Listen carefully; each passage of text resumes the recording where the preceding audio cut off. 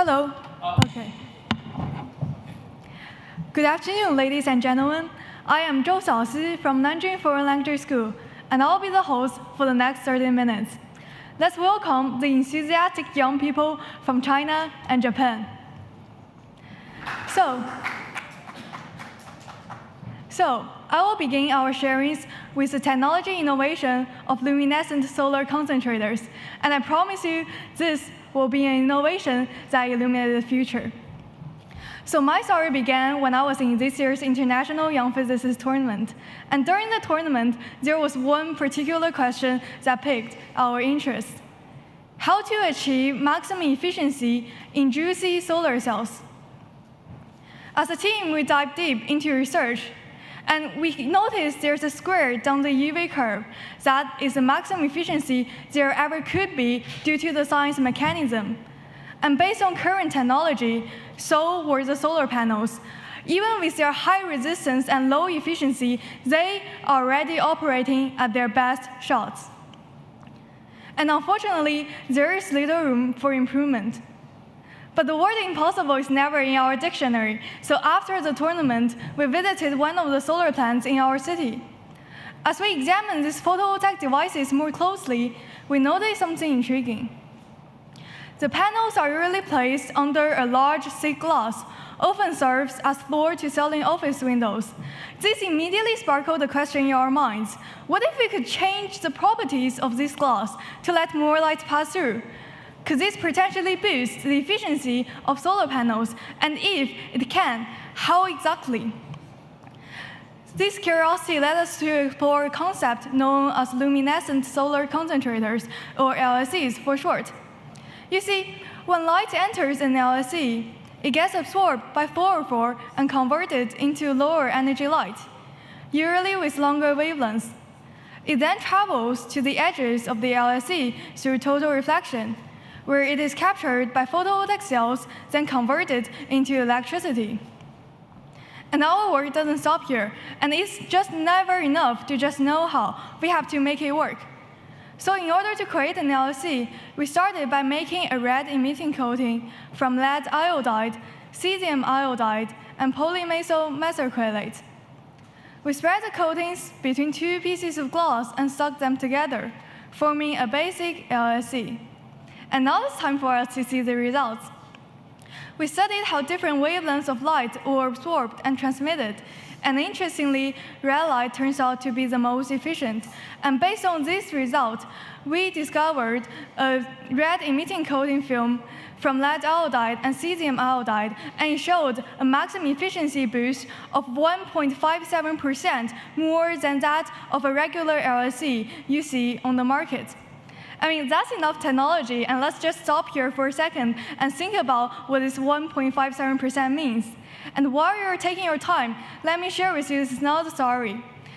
You see, I was here at United Nations Climate Change Conference in Bonn back in June, and when I was in that big oval conference room, a Brazilian officer secretly told me that some of the problems being discussed in that room has already been discussed for over 150 years.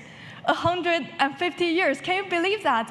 Because in 1896, human impacts on climate change has already been published by Russian scientist Savanta Rehenes.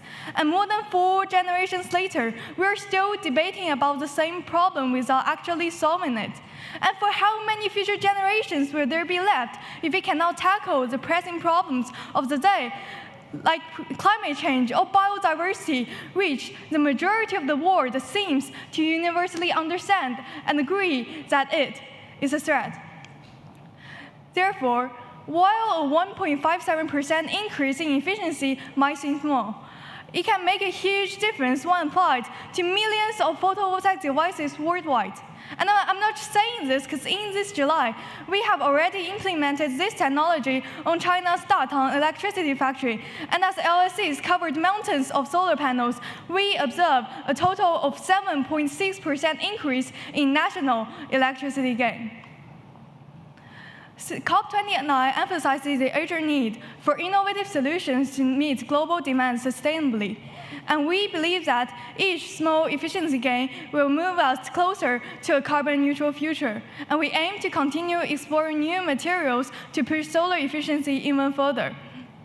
And now, we are actively seeking partnerships with photovoltaic fields all around the world.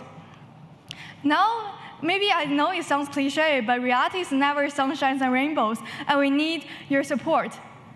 So the next time when we are debating about the same problem 150 years ago, take actions.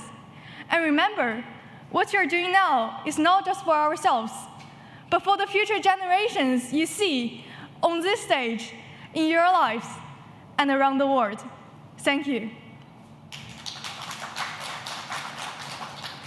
And let's welcome the next speaker. Good afternoon, honorable ladies and gentlemen, and respected delegates. My name is Li Xingfu Olivia. I'm a 17-year-old student from Shenzhen, China, and my ancestral home is Hakka. It is an honor to speak at the United Nations Conference on Climate Change as a young representative of the Hakka community. Today, I will present a project that combines traditional Hakka rural living with new low-carbon energy solutions. We are trying to infuse cultural heritage, environmental protection, and a source of income for any individuals in the families and change their lives.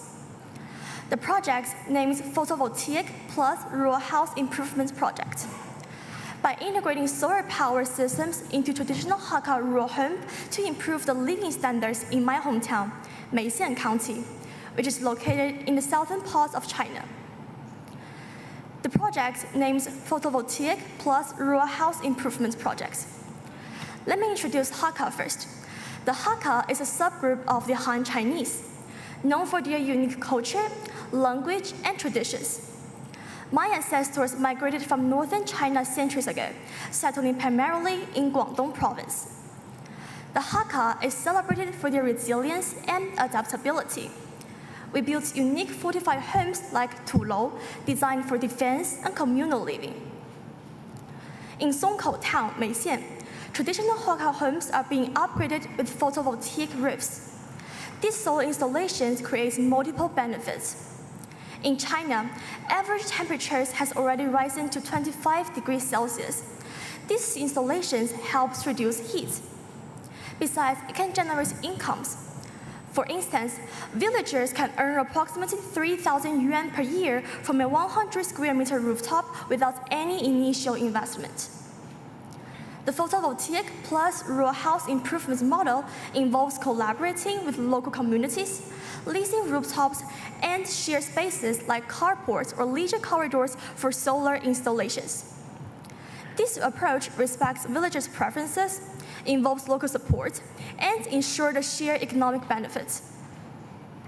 Expanding solar and wind power in rural areas decreases dependence on traditional energy, cuts carbon emissions to the standards of Climate Change Paris Agreement in 2030, and fosters sustainable development. During my internship in Meixian, I actively participated in this amazing project named 100 Million Project. We focused on planning, design, and management to ensure the success of integrating solar-powered rural homes across the region, helping to light up beautiful rural areas. My experience in Meixian let me learn one key lesson. One light bulb can light up entire community. Environmental protection is a shared responsibility and a common mission for all humanity. You and I together, we can build a sustainable future that honors our heritage and boosts our economic. Thank you. Thank you for your brilliant speech on environmental protection, and let's welcome our next young speaker from Japan. China, sorry. Good afternoon, everyone. My name is Helen from Beijing, China. I'm 7 years old. Did you know there is a Disneyland in Beijing? I want to tell you about it and why we should take global warming seriously. I love to play in nature. Nature is full of fun. I love to climb trees, play hide and seek, make hammocks and swings. In nature, I can use my imagination and natural materials to create anything I like. I even have my own Disneyland. Yes, it's free and open all day. I think my parents prefer it too. I plant vegetables and have many seasonal friends who visit, including birds, frogs, fireflies, geese, squirrels, cats, dogs, snakes, and more. I can also pick fruits like peaches, plums, apples, grapes, and walnuts. They love it just like me. They need it, and so do I. I learn lots about nature from reading books and seeing images, but seeing it in real life is much better. I can see, feel, taste, smell, and hear, using all my senses without trying. Have you ever tried sitting high up on a tree, looking at the natural beauty around you? The famous poem of Tang Dynasty, Dong Guan says, ascend another story to see 1,000 miles. I have one of those trees in my Beijing Disneyland. I can see all kinds of things from up there. I love to squat beside the pond, observing frogs jumping and diving. I often pretend they're playing hide and seek with me. In autumn, I can see busy squirrels picking walnuts for the winter meals. So much happens in my special place. It truly is better than the real Disneyland. Now, imagine someone dumping their waste in my Beijing Disneyland. My place of fun and inspiration will be destroyed. My animal friends will have no home. There might be no food for them. They may go away or worse, die. My tree will no longer be the ultimate viewing platform. My special place will be no more. I think we can all agree this would be heartbreaking. So I would like you all to think about your own special place and imagine someone dropping waste there. How would you feel? How about a natural disaster destroying your special place because someone else did not care enough to try to prevent it? I think you would feel sad too. Natural disasters are not new, but they are changing and many are getting worse. 2023 was the hottest year ever. Extreme weathers like sandstorms, wildfire, and flooding are affecting us and the way we live. They will affect our children and our grandchildren. I ask you all here today to not take this conference for granted. And think about your children like me who need the scale of the man-made and the natural world to be balanced. With every decision plan made, think about your love for your family, friends, children, their children, and your special place.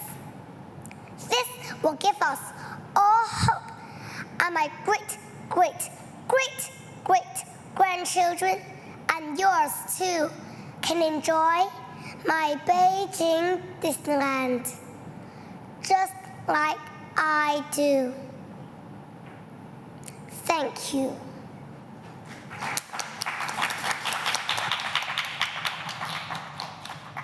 Thank you for your cute speech in playing the countryside, and let's welcome our another young speaker from Japan.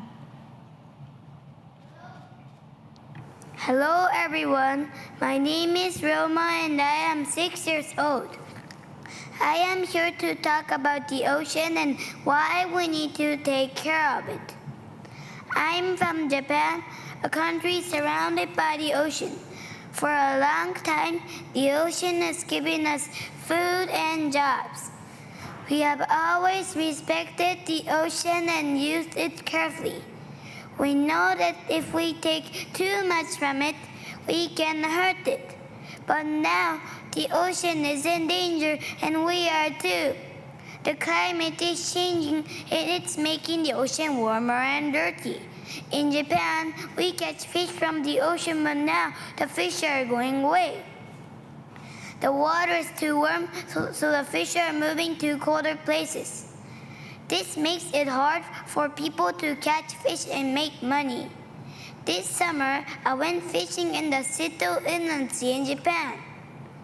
At that time, the fisherman on the boat said he was having trouble recently because the amount of fish he caught has decreased. Also, the coral reef are dying because of warmer ocean temperatures. Coral reef are homes for many fish, but the warmer water is making them turn white and die. Without coral reef, the fish have nowhere to live, and this affects the whole ocean ecosystem. This is bad for the fish and people who need the ocean to live. We need to make sure the ocean is healthy so the fish can come back and we can keep living in harmony with the sea. The ocean is very important for all of us. It gives us air to breathe and help keep the earth healthy. But we are hurting the ocean and we need to stop. I believe we can fix this if we all work together. Even though I'm only 6, I know that we must act now before it's too late. I have 3 things to ask. First, please protect the ocean. Second, please feel free to catch fish in a way that is good for the ocean. Finally, please do something to stop climate change. Together, we can make a difference for the ocean, for the fish, and for all people who depend on the sea. Thank you for listening. Let's save the ocean together.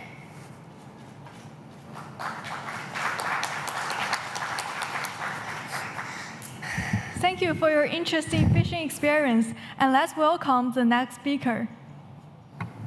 Ladies and gentlemen, distinguished representatives of the United Nations, friends from all over the world, good afternoon. I'm Liu Wanmeng, a high school student from Zhonghua Middle School in Nanjing, China.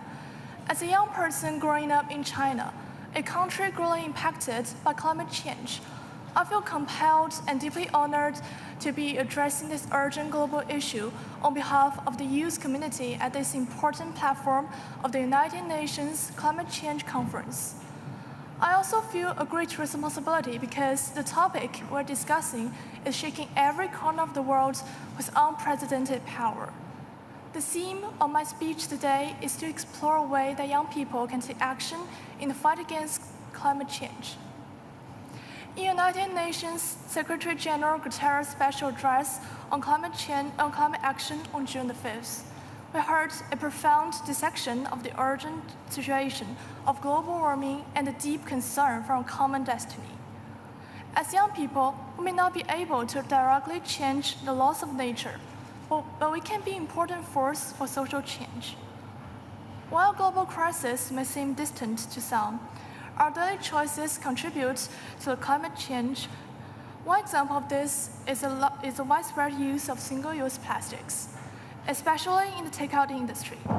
Every year, nearly 3 million tons of takeaway plastic pollution end up discarded, releasing toxins and greenhouse gases into the environment and contribute to climate change. Partners, my generation benefits from this era of ease. As participants and witnesses to take away plastic pollution, we also have the responsibility to make an urgent change in the service of our future. We young people can start by reducing the use of single-use plastics. We can choose the no disposable tableware option when ordering takeout. As a Generation Z digital natives, we have a strong influence on social media. Through Instagram, X, TikTok, and other platforms, we can launch discussions on environmental topics or anti-pollution challenges, such as the No Takeaway Challenge or Green Takeaway Day, to publicize the benefits and importance of reducing the use of plastics and to promote the concept of environmental protection. Partners, we young people have unlimited potential and creativity, and we can inject large vitality and urgency into the promotion of global climate governance. Let's work hand in hand, practicing environmental protection with practical actions, contributing to the fight against climate change to create a green and sustainable tomorrow. Thank you all.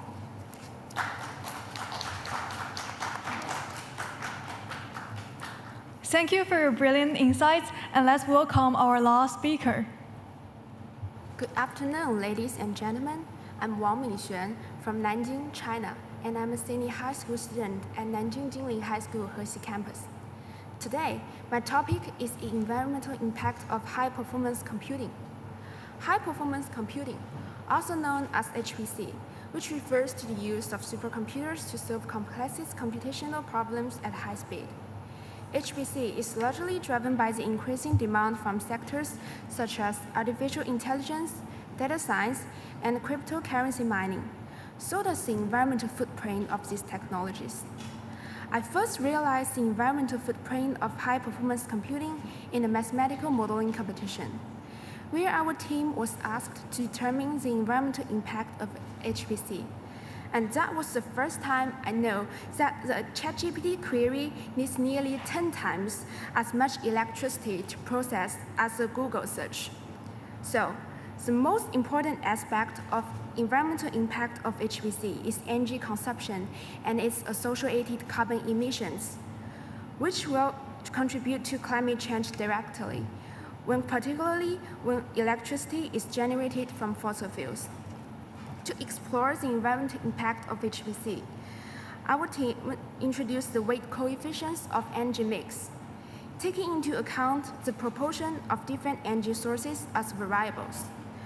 Through the model, as a student, I was really concerned about the future situation. Higher demand for computing power will lead to a growth in carbon emissions if the energy mix does not increase the proportion of renewable energy. When it comes to reducing the impact, there are things close to us. For example, as a consumer, we can choose to use apps or services that are designed to be more energy efficient. Some companies are striving to make their systems consume less power and shift to a higher share of renewable energy for electricity generation. And I think these companies should be supported by relevant policies. In general, we should pay more attention to the environmental impact of HPC and take the necessary measures to mitigate them.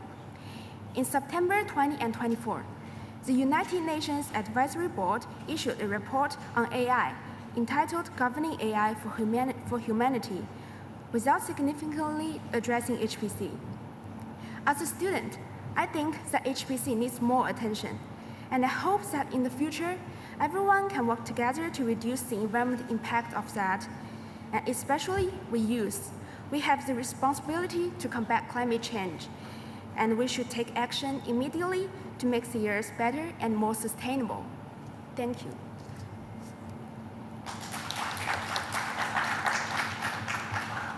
Thank you for your great insights on calculating carbon emissions. And we have 3 minutes left, and we are open to questions.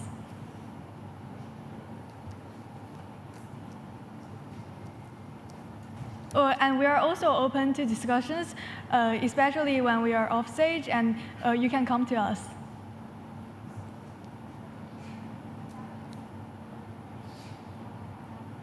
Oh, and we also have a video that we would like to share.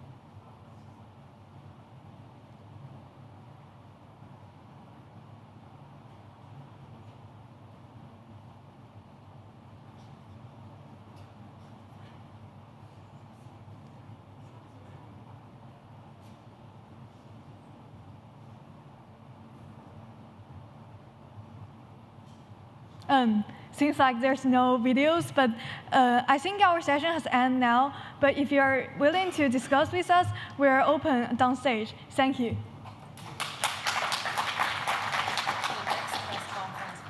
Okay. Just now, so I thought if you want to play the video, yeah? Because it was started. Great. If you want to close it, yeah, that's fine. Great. Yeah, it's Thank you so much.